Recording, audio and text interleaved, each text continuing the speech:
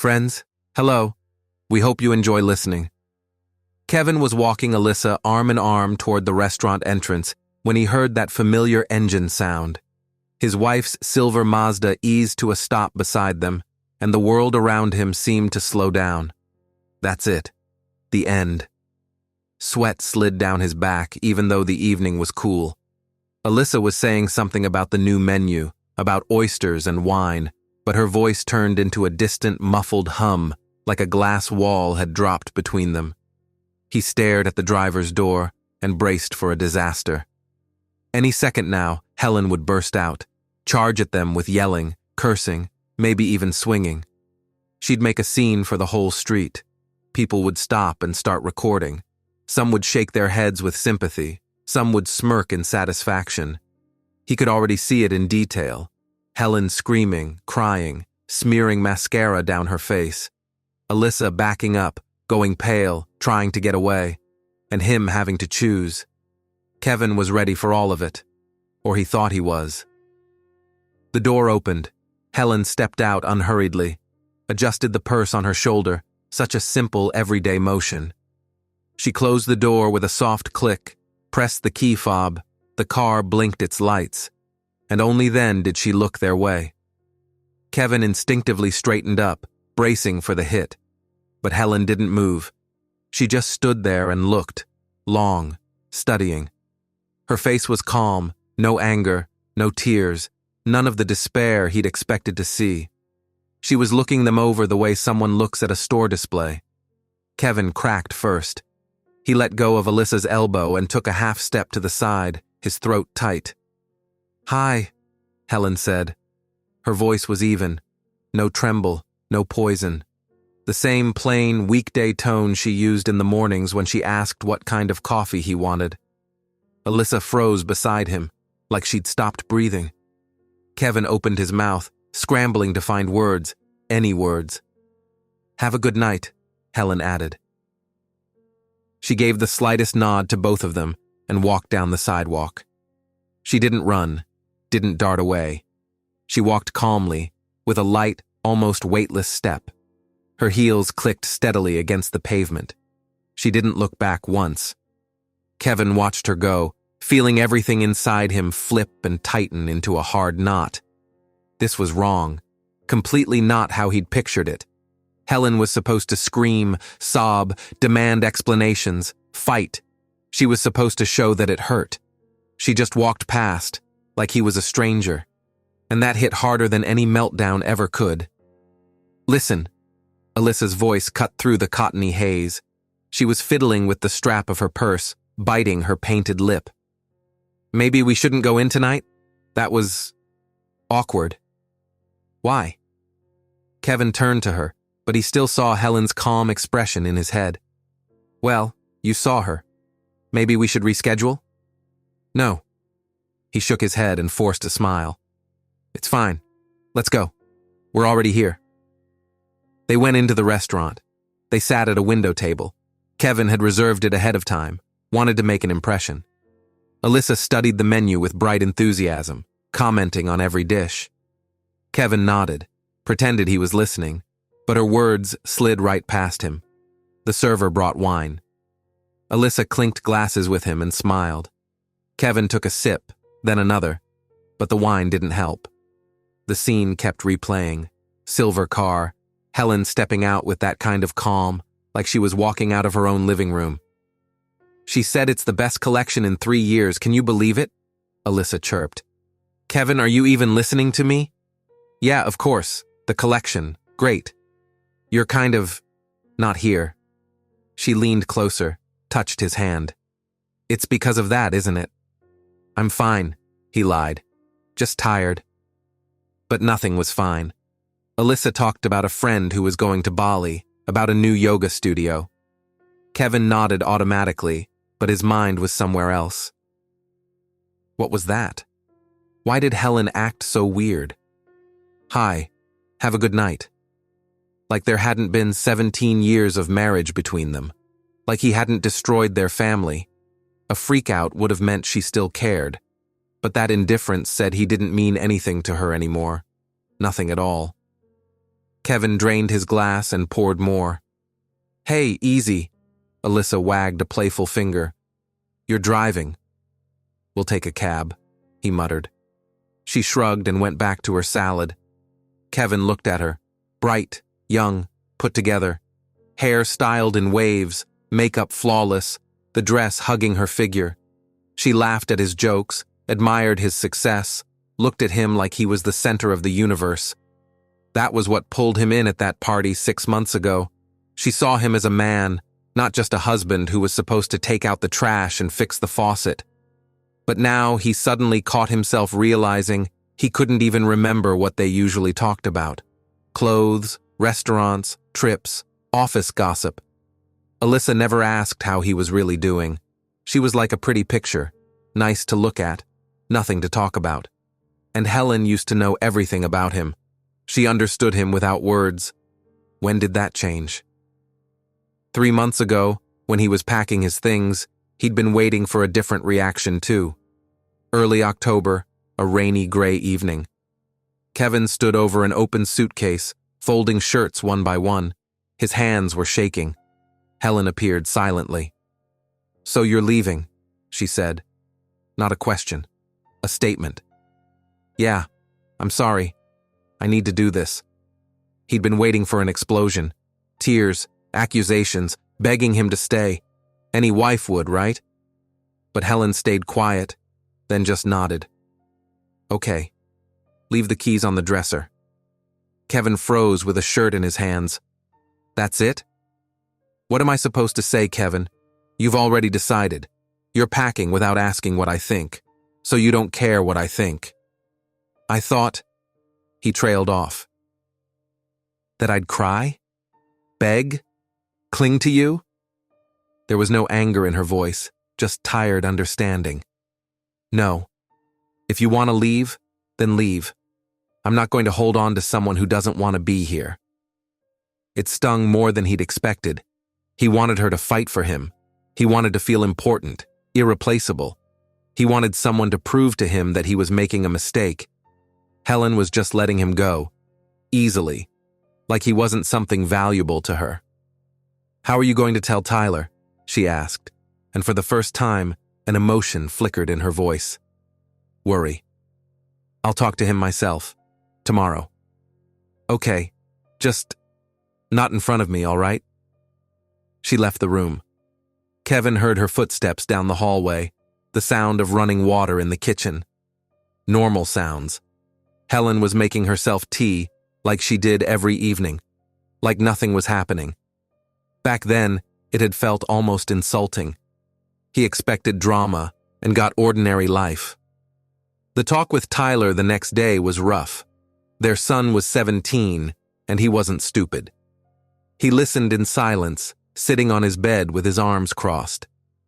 When Kevin finished his clumsy explanation about how sometimes people split up, Tyler stared at him for a long time, then asked quietly, "You have another woman?" Kevin couldn't lie. "Yeah, but it's not." "Got it." Tyler stood up. "Can I go?" "Ty, wait. Let's talk." "Talk about what, Dad?" "You already decided. Just let me know ahead of time when you're coming next time, so I can be somewhere else." It was a slap to the face. His son walked out, gently closing the door behind him. He didn't slam it, just closed it. And that restrained reaction hurt more than any yelling. Kevin left that same day. He rented a studio in a new neighborhood, expensive, with floor-to-ceiling windows. Alyssa loved it, set it up, bought pretty little things. They went to restaurants, theaters, took weekend trips out of town. Kevin felt free, young, alive. But now, looking at Alyssa, he suddenly thought, what went wrong with Helen? When did they stop being husband and wife and become just two people sharing space? He tried to remember the last time they'd really talked. Not about bills, not about repairs, but just about life, thoughts, dreams. He couldn't. Helen had dissolved into routine. She became a function, cooking, cleaning, raising their son. When he came home from work, she asked how his day was. He gave the automatic fine and went to the TV. When she tried to tell him something about her day, he nodded without listening. When she suggested going somewhere, he brushed it off as being tired. Little by little, she went quiet, stopped sharing, became a silent, unnoticed, convenient part of the house, and he didn't even notice when it happened. Kevin. Alyssa snapped her fingers in front of his face. You're spacing out again. Want to order dessert? He looked at her, bright, a little offended. Then he looked out the window.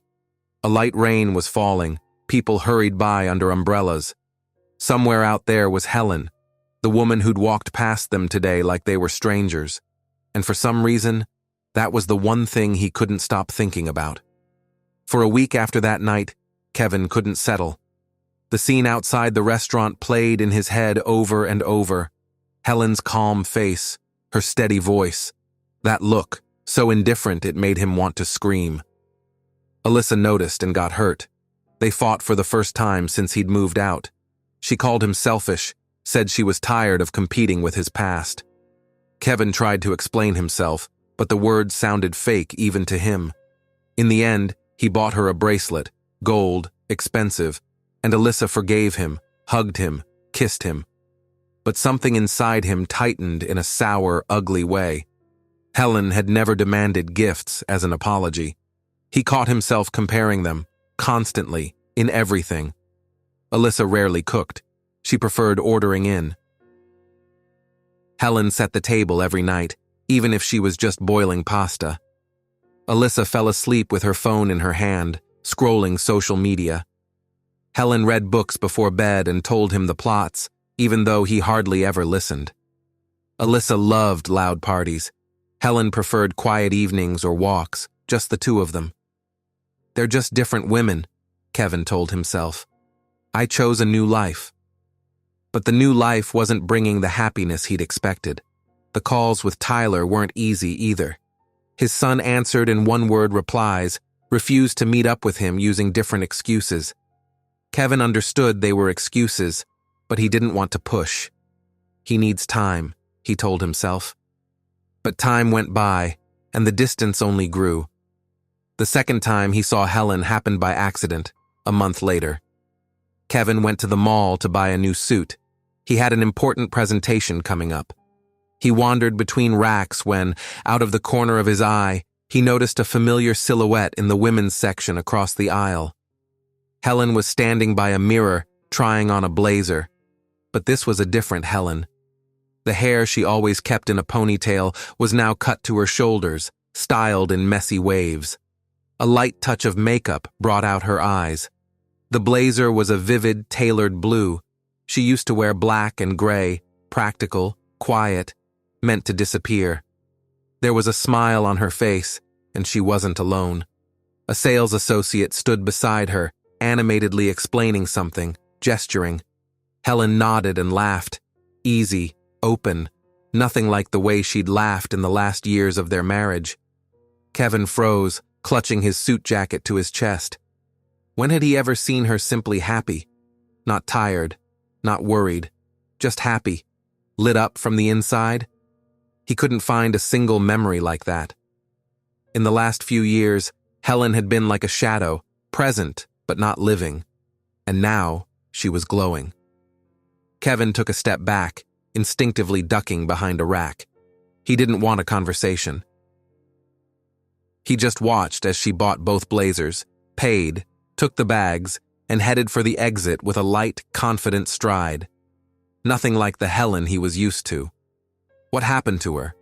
How could someone change that much in 3 months? Kevin stood there for 10 minutes, staring into nothing. Then he put the jacket back and walked out of the store without buying anything. At home, he found Alyssa in front of the mirror, taking selfies, changing angles. Hey, why do you look so gloomy? Didn't find a suit? No. Well, whatever.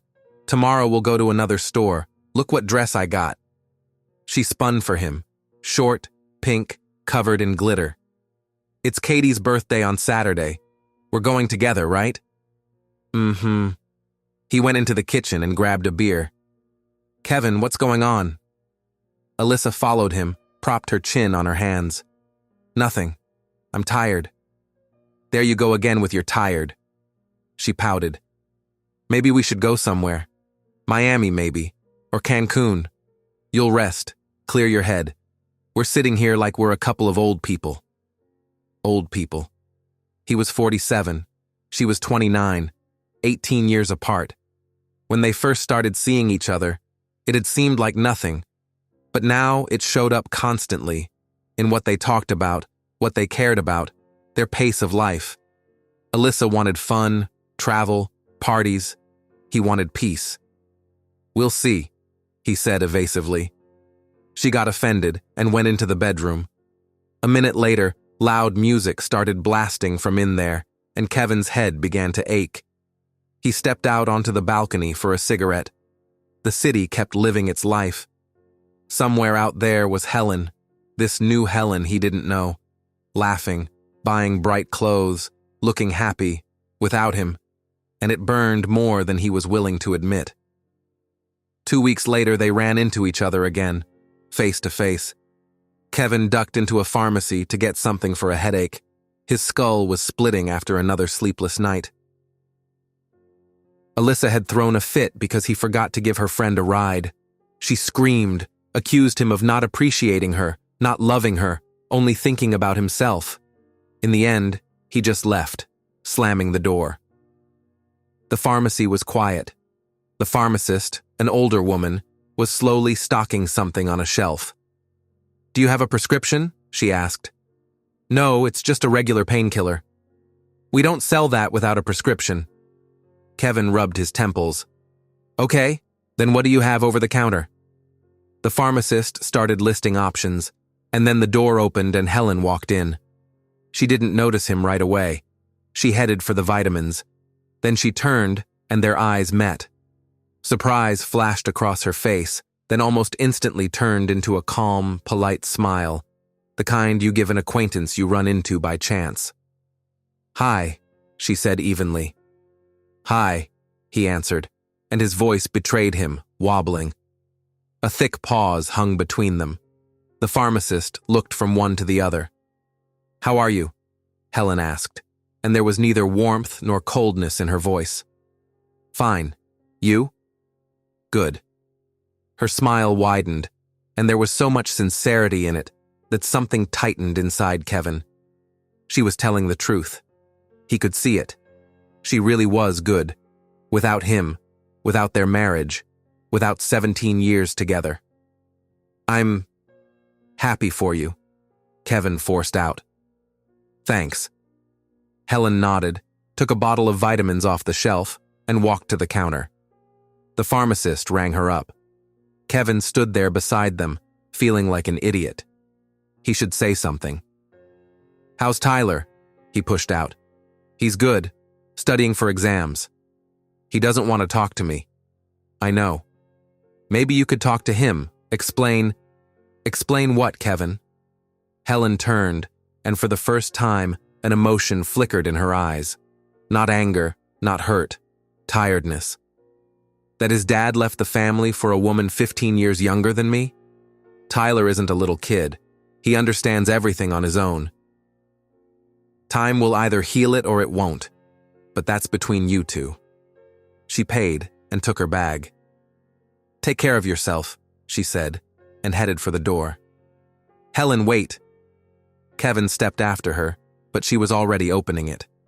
She turned back, one eyebrow lifting in a silent question. You really okay?" he asked, and he heard the plea in his own voice. What was he pleading for? For her to say no? To say she was suffering? Missing him? Helen looked at him for a long moment. "Yes, Kevin, I'm okay. For the first time in a long time." And she walked out. Kevin stood in the middle of the pharmacy, staring into emptiness.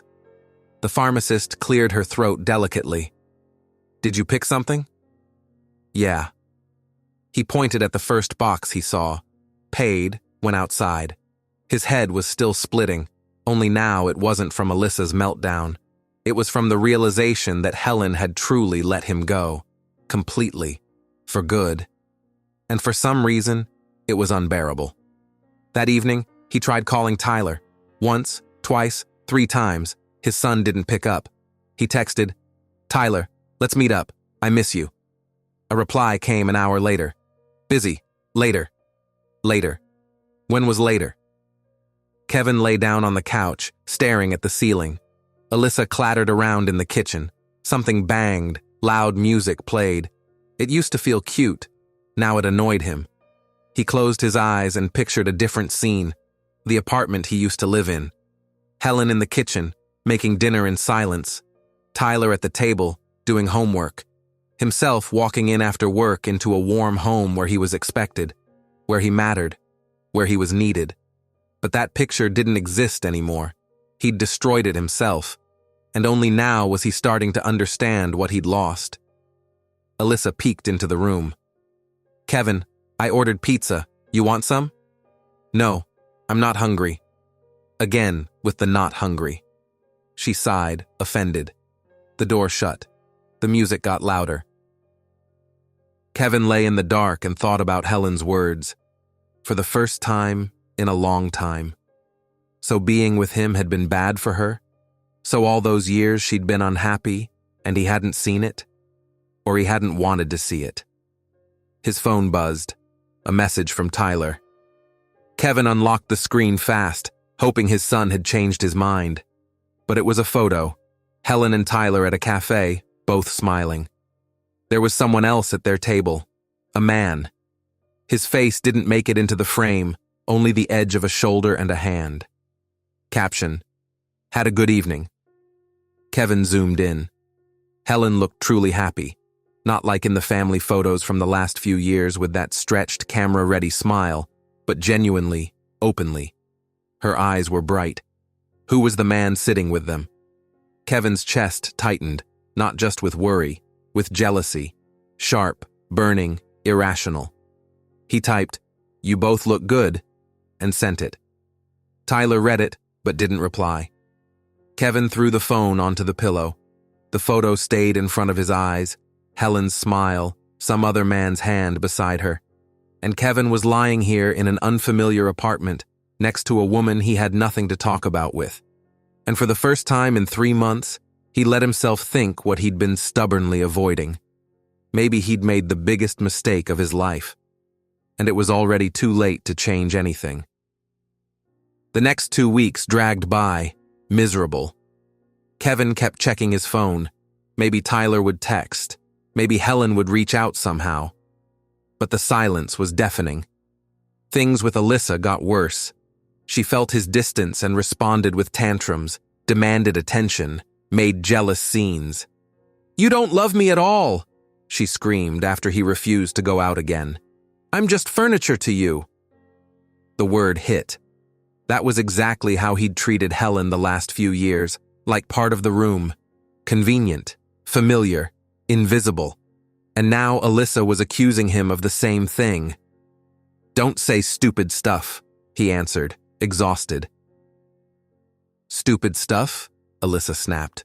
"You can't even remember the last time we actually had a good time together." She was right. After work, all he wanted was silence. Alyssa demanded entertainment, talking, attention, things he couldn't give her anymore. "Maybe you should go stay with your friends for a bit. Get out, have fun," he suggested. "So you're trying to get rid of me?" Kevin stayed quiet. Because Alyssa was right. He was bored. She was like a pretty wrapper with nothing inside. He'd thought it was passion and energy. It turned out to be immaturity. The meeting that changed everything happened on a Saturday evening. Kevin was driving to a business dinner with partners. Alyssa was offended that he wasn't spending the weekend with her, and she dramatically packed up to go to a friend's. They left in opposite directions without even saying goodbye. The restaurant his partner picked was trendy, downtown, with floor-to-ceiling windows and a view of the river. Kevin arrived first and ordered water. The partners texted that they were stuck in traffic and would be about 20 minutes late. Kevin was scrolling through his email when he heard a familiar laugh. He recognized Helen instantly, even though he only saw her from behind. She was sitting by the window about 30 feet from him. Across from her was a man in his 50s, tall, in an expensive suit, carrying himself with calm confidence. Kevin watched as the man took Helen's hand in his, and she smiled even wider. He watched the server bring wine, watched them clink glasses. They looked harmonious, natural, like two people who were genuinely good together. Then the man pulled a small jewelry box out of his pocket and set it on the table. Helen shook her head in surprise. "No, don't." But he insisted, nudged it closer. She opened it, and even from a distance, Kevin caught the glint. Something gold, delicate. Helen pressed a hand to her chest, touched.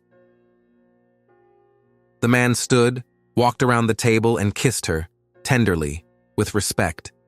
The way you kiss a woman you truly value. Kevin turned away. Something hot flared in his chest. Jealousy, resentment, anger at her, at that man, at himself. "Whiskey," he forced out to the server who appeared beside him. "Double." Then Helen's gaze swept the room by accident, and their eyes met. Surprise flickered across her face, then embarrassment, but not fear, not guilt. She said something to her companion. The man turned, gave a small nod, and the two of them headed toward Kevin's table. Up close, the man was even taller. His face was calm and refined, his gaze direct. No challenge in it, but no timidity either. "Hi, Kevin," Helen spoke first. "Didn't expect to see you here." "Same," he said. A pause. "This is Andrew," she introduced. "We're seeing each other." Andrew held out his hand. The handshake was firm, confident. "I've heard a lot about you," he said calmly. "Helen's told me." It made things worse. They'd talked about him, and judging by Andrew's tone, not in a way that made Kevin look good. "Nothing good, I'm guessing," Kevin blurted before he could stop himself. "On the contrary," Andrew answered gently. "Helen said you were a good couple. People just change." That condescension, soft, almost kind, got under Kevin's skin worse than any rudeness. He wanted this man to be bad, unworthy of Helen. Then he could comfort himself with the thought that she was making a mistake. But Andrew clearly wasn't bad. If anything, he was solid, mature, the kind of man you could lean on. "We don't want to keep you," Helen said. "It just would have been weird to pretend we didn't see each other." "Of course," Kevin nodded. What could he say? Come back to me? Ridiculous. He had Alyssa. "Are you here alone?" Helen asked, glancing around. "Business dinner. My partners are running late." "Then have a good evening." "You too." They turned to go, but Kevin couldn't stop himself. "Helen." She looked back. "You look happy." Why did he say that? Maybe he wanted to hear she was pretending, that she missed him deep down. But Helen just smiled, warm, sincere. "Thanks. I really am happy."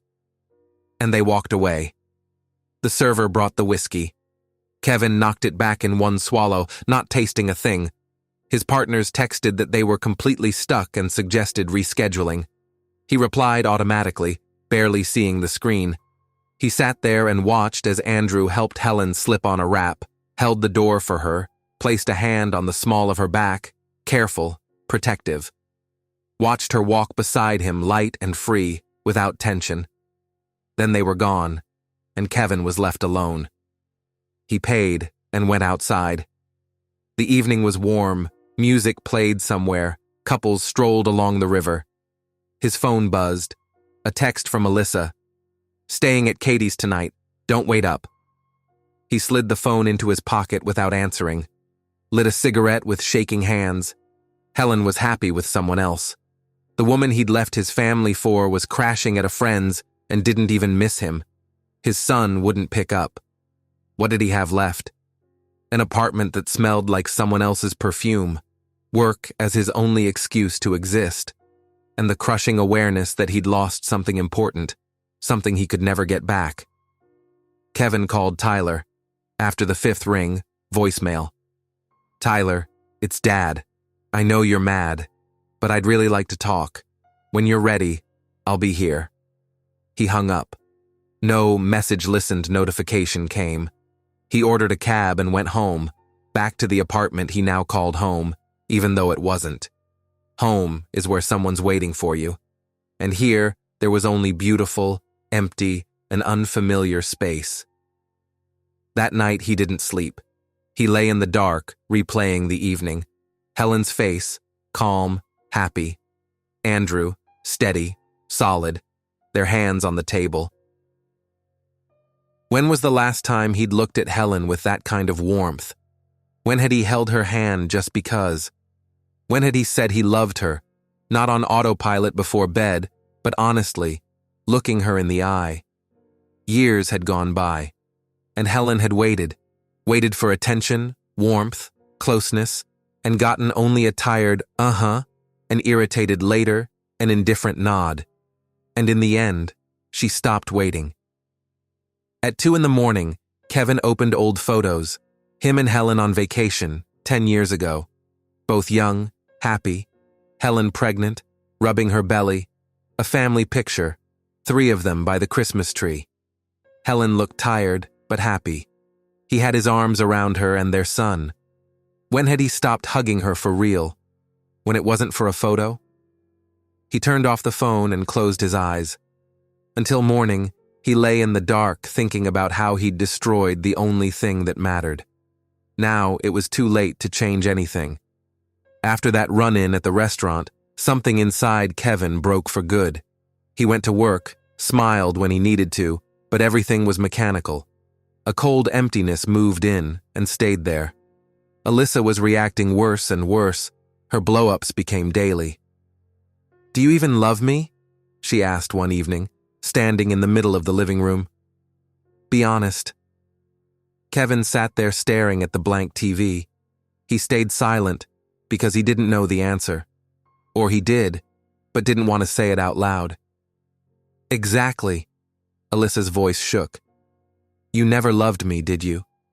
You left her for me, and I was just a convenient excuse. You ran from responsibility, from your marriage, from yourself." Her words hit dead center. "I'm tired," he said dully. "Not today." "You're always tired. I'm tired of you're tired. You turned me into the exact wife you ran from." It was true, ugly and terrifying. Kevin was repeating the same pattern. First admiration and passion, then familiarity, routine, irritation. He wasn't changing his life. He was changing the scenery. "I'm sorry," he forced out. "Don't apologize." Alyssa wiped her tears. "We need to decide something. This can't keep going." "What are you suggesting?" "I don't know. Maybe you need time to figure yourself out, figure out what you even want." Time. Yeah, maybe. Only time couldn't be rewound. The breakthrough with Tyler came out of nowhere.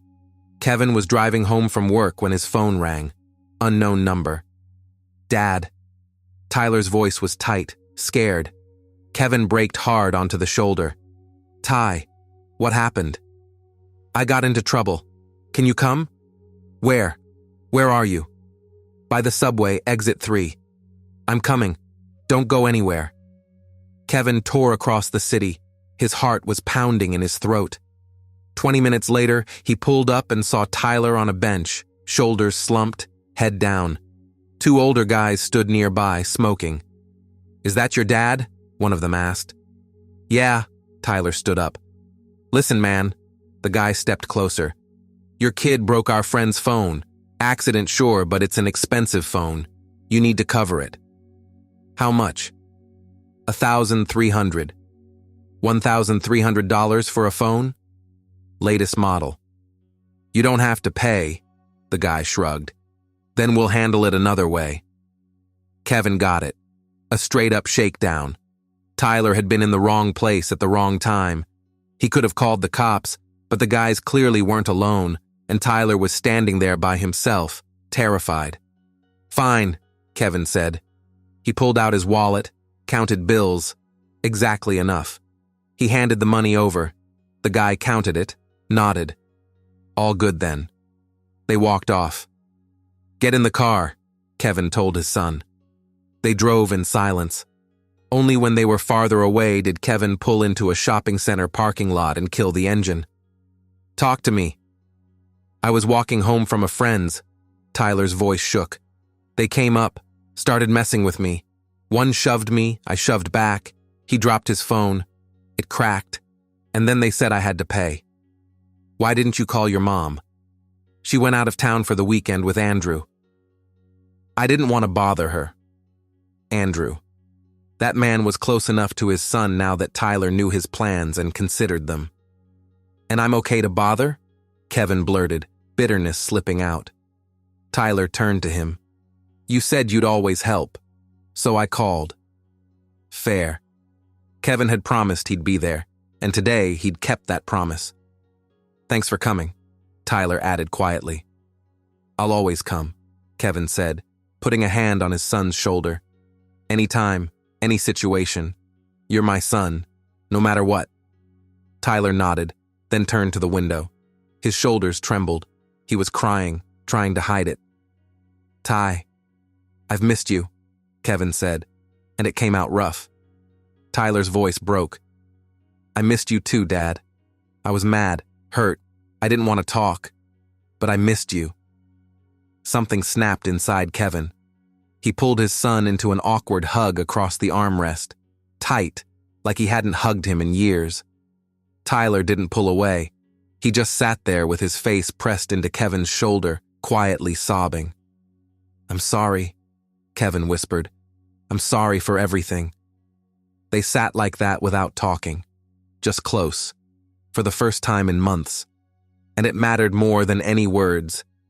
After that, they started seeing each other. Cautiously at first, coffee once a week, a walk, a movie. Tyler stayed guarded, but slowly he thawed. He talked about school, exams, plans for the future. Kevin listened closely, trying to make up for what he'd missed. At one of their meetups, Tyler suddenly asked, "Dad, are you happy?" The question caught Kevin off guard. "Why are you asking?" "Because you look tired, kind of lost." "Work," Kevin tried to joke. "Not just work." Tyler shook his head. "Were you always like this? Or is this after you and Mom split up?" Kevin was quiet for a long time. He could have lied. But why? Tyler sees it. He understands. "Honestly, I don't know, Ty. I thought I was making the right choice, that I'd be happy, but it turned out to be harder than I thought." Tyler nodded, thoughtful. "Mom's happy. I can tell. She changed. She's like, alive. Before, she was like she was walking through fog, and now it's like she woke up." Every word from his son hurt, because it was true. "Andrew's a good guy," Tyler continued. "At first I was mad, but he's not trying to be my dad. He just treats me with respect. And he loves Mom. You can see it." "You can," Kevin repeated dully.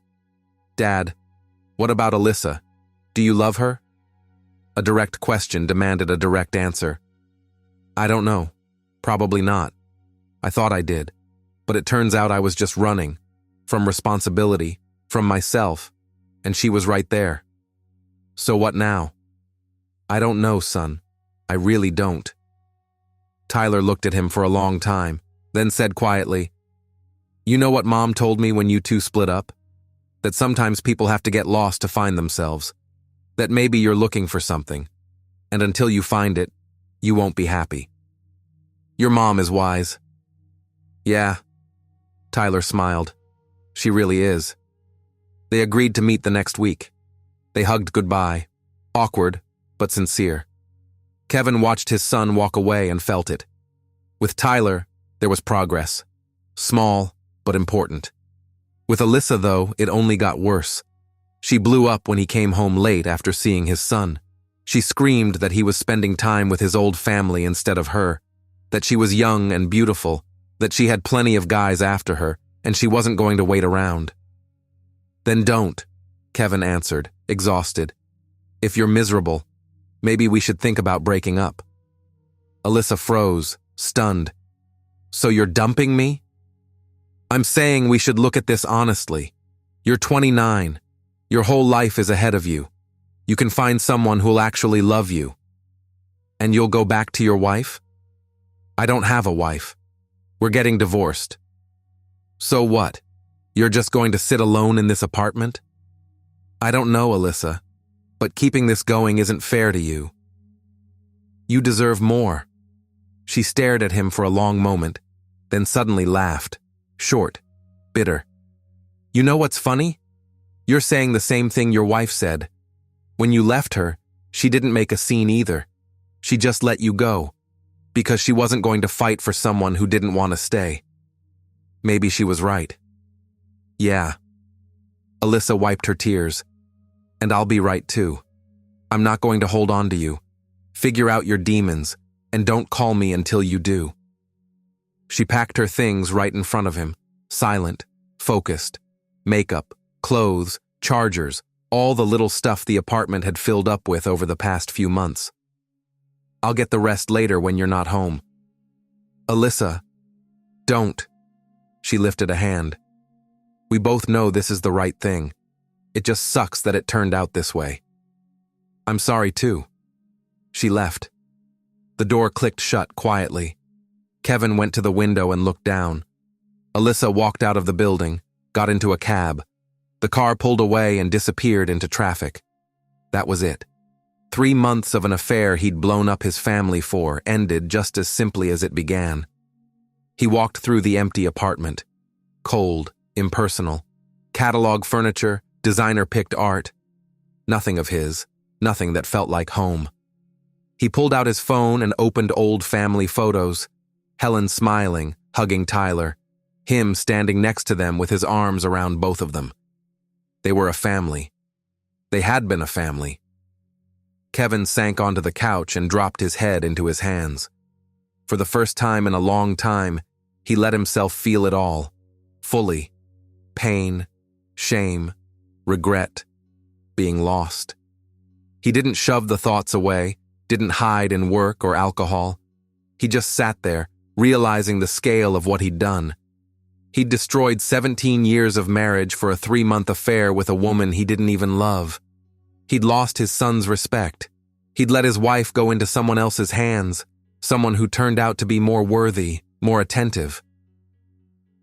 And what did he have now? An empty apartment? A job? Loneliness? So this was freedom. Cold, empty, meaningless. His phone buzzed. A message from the lawyer. The divorce documents were ready. Kevin typed back, "I'll come by tomorrow." Then he sat in the darkening apartment for a long time, listening to the silence. And for the first time in months, he asked himself an honest question. What does he even want? Where did he lose the real version of himself? There were no answers. Just emptiness, and the realization that the road back was cut off. Only forward remained, into the unknown, into being alone, into having to learn how to live all over again. The lawyer's office was in an old building downtown, with high ceilings and creaky parquet floors. Kevin arrived 10 minutes early, sat in the hallway, flipped through a magazine without seeing the words. Helen was supposed to show up any minute. After the restaurant, they'd only communicated through lawyers, splitting assets, discussing terms, civilized, no drama, almost businesslike. It was strange to think 17 years of marriage ended with a few signatures on paper. Heels clicked on the stairs. Kevin looked up and saw Helen, a tailored gray suit, her hair in a low bun. She looked focused, professional, like she'd come to a regular work meeting. "Hi," she said evenly. "Hi." A pause. "How are you?" he asked, just to fill the silence. "Fine. Busy with work." "You're working?" Kevin's eyebrows lifted in surprise. "The last 6 months. Didn't Tyler tell you?" "No. We've only recently started talking normally again." "I know. He told me about that phone situation." Gratitude flickered across her face. "Thank you for helping." "He's my son. I'll always help." "Good. I'm glad you understand that," she said softly, without irony. The secretary peeked out of the office. "You can come in." In the spacious office, the lawyer, A tired-looking man in his 60s laid the documents out in front of them. The apartment went to Helen plus a payout. The cars were split. The house would be sold and the money divided. No child support, Helen cut in when they got to Tyler. Tyler turns 18 in 3 months. I can pay, Kevin jumped in quickly. For school, for living expenses. We'll be fine. I work now. I make decent money. What you need to do is be there when he calls you. She looked straight at him. You can't buy your way out of being part of your son's life. The words were harsh, but fair. Kevin nodded, looking away. The lawyer arranged the papers for signatures. Kevin picked up the pen. His hand hovered over the page. The last step. After this, he and Helen would officially be strangers. He looked at her. Helen was already signing, fast, steady, without hesitation. Her face was calm, no doubt, no regret, just closing a chapter. Kevin scribbled his signature, big, crooked, his hand shaking. They left the office in silence. Near the exit, Helen stopped. Kevin, I wanted to talk. Do you have time? Yeah, of course. There was a small cafe nearby, quiet, almost empty in the middle of the workday. They sat by the window and ordered coffee. Helen was quiet, gathering her thoughts. I wanted to thank you, she finally said. Kevin blinked, surprised. For what? For leaving. A pause. I know it sounds strange, but when you packed your things, I was in shock at first. Not because you left, I felt it was coming, but because of how easily I let you go. The last few years I was on autopilot. I got up, cooked, cleaned, raised Tyler, made sure you had a clean suit and dinner on the table, and somewhere in that routine I just disappeared. I stopped being Helen. I became just a wife, a mother, a house manager. Kevin listened, gripping his cup. And you didn't see me, she continued quietly. You hadn't seen me for a long time. I could change my hair, buy a new dress. You didn't care. You'd come home, eat dinner in silence, watch TV, go to bed. We stopped talking, stopped being close. We became roommates. Helen, let me finish. I'm not blaming you. I let it happen. I dissolved into the day-to-day, stopped thinking about myself. I thought that's what you're supposed to do. But you know what I realized? Sacrifice without gratitude turns into resentment, and resentment kills love. The server brought more coffee. When they were alone again, Helen went on. When you left, the first week I just laid there and cried. Not from pain, from relief. I felt relief, because I finally didn't have to pretend everything was fine. We were unhappy, Kevin. Yeah, he said, and his voice cracked. Both of us. The difference is, I knew it, and you didn't. You were looking for a way out and you found it in another woman. But it gave me freedom. I suddenly understood I could live differently. Find myself. And you did. Bitterness broke through in Kevin's voice. With Andrew. Andrew is part of my new life, but he's not the main thing. The main thing is, I got myself back. I took a job at a design studio doing interiors. That's what I dreamed of before I got married, remember? I put it away for the family. I started doing yoga, going to the theater, seeing old friends again. I just started living. She smiled, bright, real, and Kevin's heart tightened. Andrew came later. We met by chance, started talking. He understands me, sees me as a person, not a function. He listens when I speak. He values me. Do you love him? Kevin asked, even though he already knew. Yes, in a different way than I loved you back then, more consciously. I know what I want, and he's willing to give it. And I wasn't. You stopped being willing years ago, but I'm not angry. Honestly, I'm grateful. If you hadn't left, I would have kept existing. And now I'm living. Kevin stayed quiet. How does Tyler feel about Andrew? He asked at last. Good, Helen said. Cautious at first, of course, But Andrew isn't trying to replace his dad. He's just my partner. They get along fine. They respect each other. I'm glad, Kevin said, and it was true. Helen checked her watch, then looked back at him. Something uncertain came over her face. There's one more thing I wanted to tell you, so you don't hear it from someone else. What? She took a deep breath. Andrew proposed, last night, and I said yes.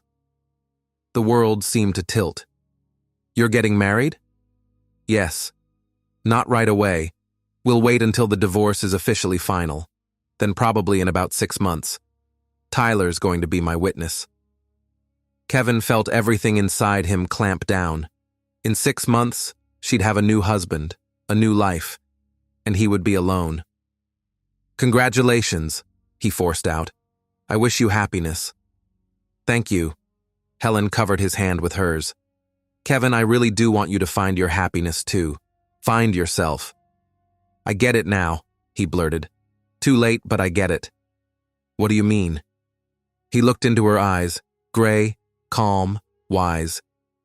That I lost the most important thing. That I took for granted what I should have valued every single day. Helen stayed silent, holding his gaze. But that doesn't mean we need to bring the past back, Kevin went on. We both changed. You found yourself. You found someone who values you. And I have to learn to live forward, alone, and finally figure myself out.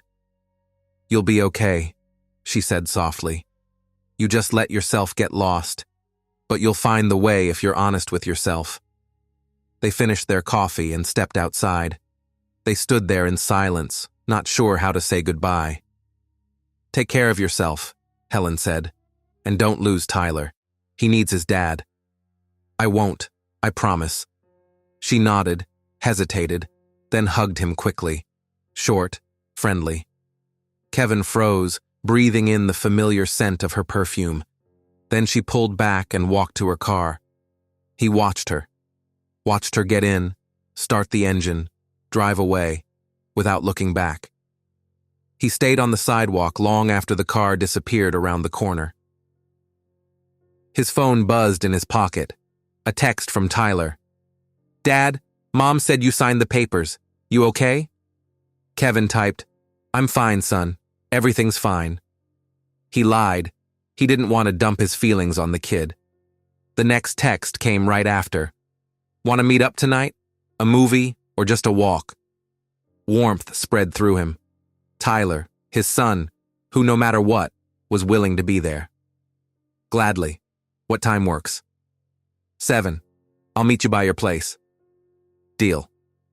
Kevin put his phone away and headed to his car. Yeah, he'd lost Helen. He'd lost the family they used to be. But Tyler was here.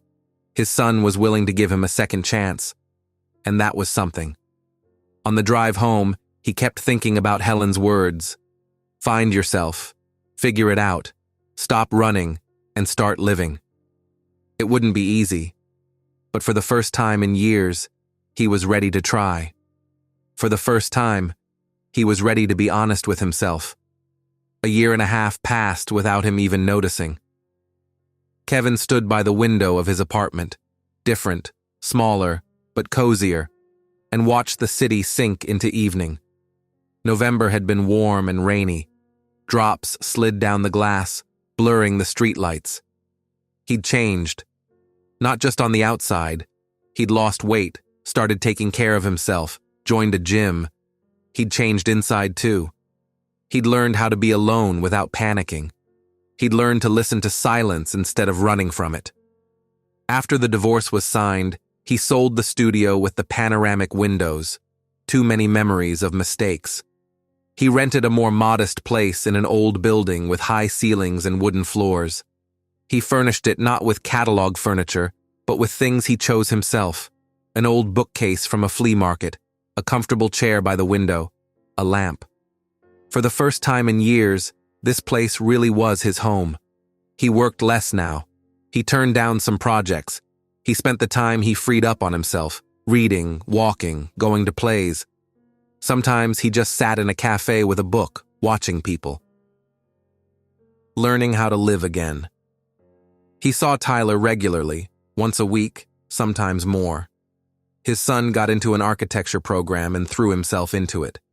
Kevin helped with advice, sometimes money, but mostly, he was just there. He listened when Tyler talked. He cared about his life. He was learning to be a dad, not just a sponsor. "Dad, are you free today?" Tyler asked on their last call. "I want to take you somewhere." "Where?" "Surprise. Be at the Civic Center at 7. There's an exhibit. It's cool." "An exhibit? You used to hate exhibits." "I did, but this one's special. You'll see." Kevin agreed. It was just after 6. He put on his coat and went out. 2 stops on the subway, then a walk. The Civic Center glowed with lights. People crowded the entrance, opening night for a new show. Kevin looked around for Tyler. Tyler was leaning by a column with earbuds in, scrolling his phone. When he saw his dad, he smiled and waved. "So, what's the exhibit?" Kevin asked. "Interior design. Young designers. Mom's work is in it too." Kevin froze. Helen. He hadn't seen her in almost a year. He knew from Tyler that she'd married Andrew, moved, kept working. But they hadn't run into each other, hadn't spoken. Their lives had fully separated. "Is she here?" "Yeah, Andrew too. But don't stress. I told Mom I was inviting you. She's fine with it." "Tyler, maybe we shouldn't." "Dad, it's been a year and a half. You're both adults. You both built your lives. It's not a problem." Tyler was right. "Okay," Kevin said. "Let's go." They went in. A big hall, white walls, soft lighting. Along the perimeter were boards with project photos, models, floor plans. And then Kevin saw her. Helen stood by her display, talking to a woman, explaining something with animated gestures. Her hair was down, longer than he remembered. A simple black dress, delicate earrings, confident, professional, completely in her element. Andrew stood beside her with a glass of wine, adding something to what she was saying. The woman nodded, taking notes. They looked harmonious, like a couple that fit. Helen finished the conversation, turned, and her gaze landed on Kevin. Surprise flashed, then a warm smile. She walked over, Andrew with her. "Kevin, hi. I didn't expect to see you." "Tyler invited me. Congrats on the show." "Thank you. I'm glad you came." "Your work is impressive." He nodded toward the display. It was true. The projects were beautiful, thoughtful, with a soul. Helen had found herself. There was no question. "Walk around. Take your time," Andrew offered, shaking Kevin's hand. "Then come join the reception." Kevin and Tyler walked the exhibit. Kevin stopped at every one of Helen's displays, studying the photos. A Scandinavian-style living room, bright, open. A bedroom with floor-to-ceiling windows. A bold kids' room. In every project, you could feel Helen. Her taste, her character. The character he hadn't noticed for years. "Nice, right?" Tyler asked. "Very. She's talented." "She's happy," Tyler corrected. "That's what matters." Kevin looked over at Helen talking with another guest. Andrew stood close, his hand lightly at her back. They exchanged looks, smiled at each other. "Yeah," Kevin said softly. "She's happy." "And you?" Tyler asked. "How are you?" "Better than I was. A lot better." "Are you seeing anyone?" "No, not yet. I'm not ready. I need to figure myself out first. Learn how to be a decent human being, not a selfish idiot." "You're not an idiot, Dad. You just got lost, but you found your way back." "I'm trying to," Kevin corrected with a small smile. Tyler pulled him over to the reception table. Helen and Andrew came a little later. They all talked together, calmly, without tension. They talked about the exhibit, the projects, plans. Andrew told them about his company, business consulting, helping startups. He spoke with real interest, made it engaging. Kevin listened and understood why Helen chose him. Solid, mature, reliable. "Kevin, how about you? Work, Helen asked. I work less, more time for myself. I read, I walk. I started therapy recently. Really? She looked surprised. Yeah, I realized I needed help, to understand myself, understand my mistakes. Turns out it's helpful. That's great, Helen said, and there was real approval in her voice. Good for you for doing it. Late, but better late than never. Andrew excused himself to go talk to a colleague. Tyler spotted a classmate and drifted away too. Kevin and Helen ended up alone. They stood there quietly, holding their glasses.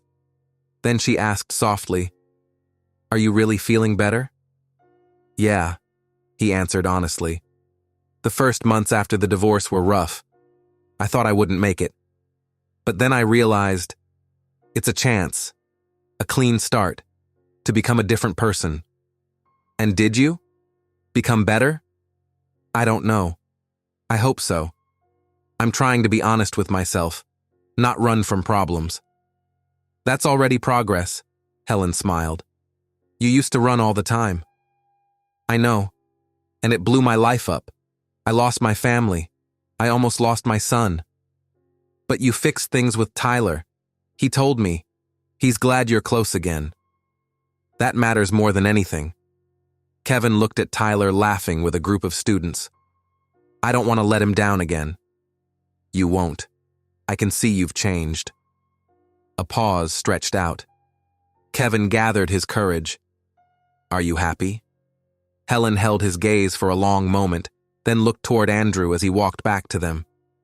"Yes," she said simply. "For real. Maybe for the first time in a long time. I'm happy for you. Truly. I know." She touched his hand. "And I want the same for you.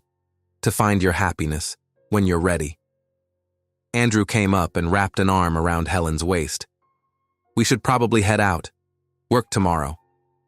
They said goodbye. Warm, friendly.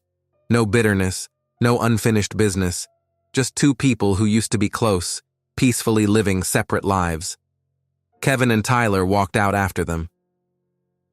A light rain misted the air. "Want me to drive you?" Kevin asked.